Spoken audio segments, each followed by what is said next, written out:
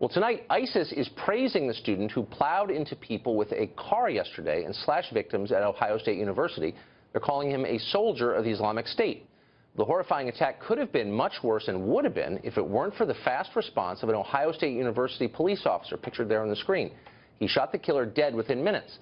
That officer is being praised tonight as a hero, of course, but not everyone on the activist left is impressed by what he did.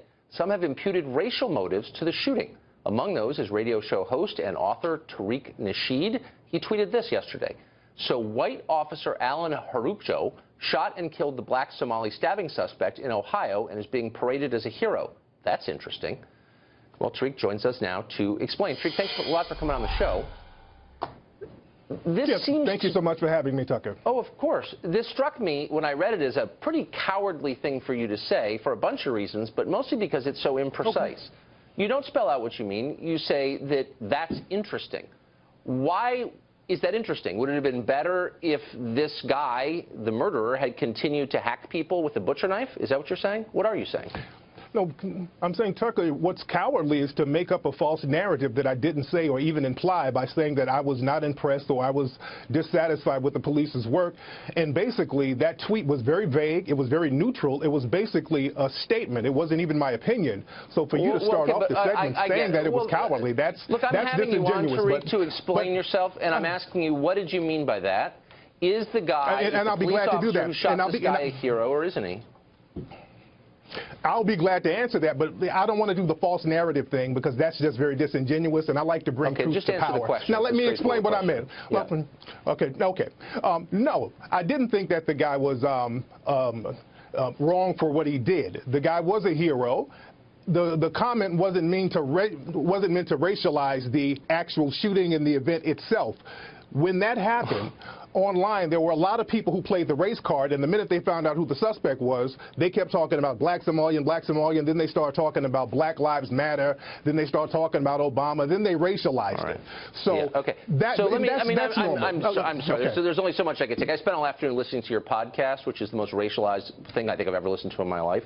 And not which that is not true. Which is not true. Let me say this. You sent a series of tweets here noting the race and the nationality of the terrorist, and you also put quotes around the word terrorist. If you drive your car through a crowd of people and murder someone with a knife, are you not a terrorist?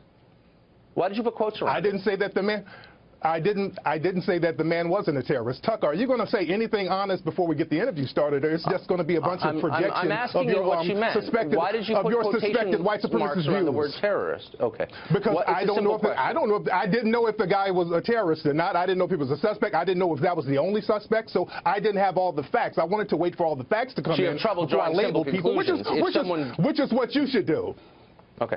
If someone drives his car through a crowd of people, here's what we knew from the first moment this happened. A guy drove his car through a crowd of people, intentionally hitting them, and then he attacked one of them with a knife. What else do you need to know in order to conclude that man is committing an act of terrorism? What's the missing piece there for you? We didn't get all the facts initially because initially they said that there were other suspects. So I didn't have all the facts then. So I wasn't in the position to label anybody or bring my opinion to the table. I wanted to wait to see what all the facts were before I labeled people. And that's what you should do, No, you didn't. What you were trying to do is incite race hatred, which is what you do for a living, making this about race from the very start, when in fact race played no role. Now, you make the claim repeatedly in your writings and on your show, this is a, quote, white supremacist country. The guy who did this was imported here at taxpayer expense from Somalia. He was living, I believe, entirely on taxpayer expense. It was government-subsidized education at Ohio State. Why would a white supremacist country import Africans in large numbers and then pay for them to live here? I don't understand. It doesn't, speaking of narratives, doesn't really fit your narrative, does it? So we don't live in a system of complete white supremacy? Everybody's lying, Tucker? Huh. So the overwhelming majority of immigrants to this country are non-white. Why would a white supremacist country import massive numbers of non-white immigrants? Not to blow your mind, when you say non-white, I mean, there's Hispanic people who you say are non-white, but they're labeled as white. There are a lot of people who are classified as white that you say are non-white. So you play this racialized game. So who's non-white and who's white? Okay, look, I guess the point I'm making is that it's not 1955. It's a totally different country from the one you seem to be addressing on Twitter and in your podcast. Not really. Then answer this. How's it different, sir? In your tweet, it's different in this way. It is an entirely multi-ethnic country. It's not just black people and white people, one oppressing the other. It's a much more complicated landscape, as you may have noticed if you go outside. And so when you tweet out that this is a story of a white man killing a black man, that is misleading. That's not at all what happened. There was no racial motive that we know of here, and you're implying there was. I didn't say there was a racial motive. Your financial. Well, of course you did. You said the white officer shot a black Somali suspect.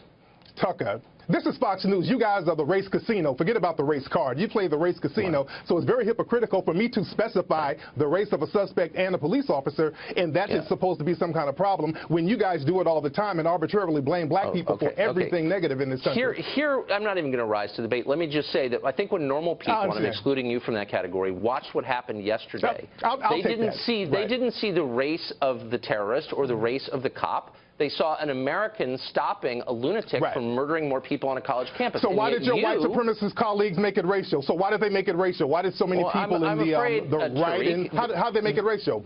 I don't know one person on any network who looked at this and said, here you have a white man killing a black man. They said, here you have a police officer, representative of order, black Somalian, stopping a mass murder from continuing.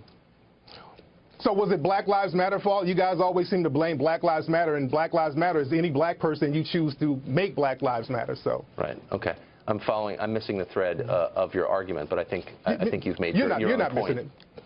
Yeah, you got it. I'm not. You're a smart guy. Suspected white supremacists are very smart, so you got it. Right. Thanks for joining us. I appreciate it.